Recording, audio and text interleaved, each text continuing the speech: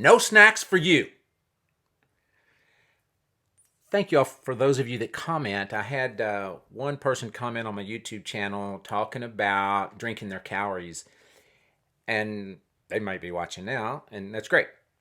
But they said, I've switched from this one drink I used to get at Starbucks to a lower calorie option. Instead of this kind of milk, I'm using almond milk and cutting half the sugar, and so it's half the calories. And they said, and it really hits the spot.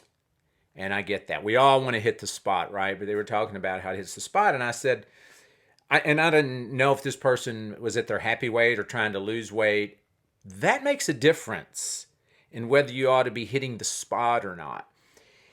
If you think about it, I mean, I love, when I eat Mexican food, I like having a carbonated beverage with it. My wife would say after dinner, I want something sweet. Some people want chips with their salsa. There's certain things we want. They go together and it hits the spot. Did you make an idol out of hitting the spot? Some of us do that. If you're 100 pounds overweight, okay, you've probably been hitting the spot with certain foods. It just makes you feel good. And now you're deciding, okay, I want to lose 100 pounds. Are you going to still hit the spot, or do you need to give that up? That's what we're talking about. That you have gotten to be that heavy, we've got to look and say, what's been going on here? Because I'm going to suggest something that's, I'm sure will bother some people, but when we've had enough and we want to hit the spot, that's coveting. Coveting is when you want something that's not meant for you. And that's what we do.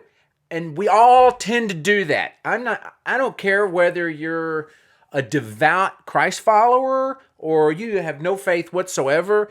You tend to want things that aren't meant for you.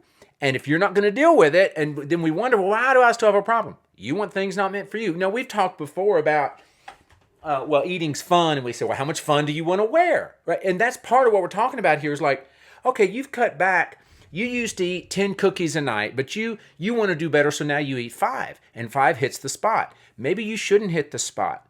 Have you considered the possibility that that's just not supposed to be like that? That we're entitled? We have this mindset that, well, I'm entitled to eat what I want, to feel the way that I want to feel. We want to feel the way we want to feel. The doctor says, hey, I want you to take one of these pills a day. It's going to help you live.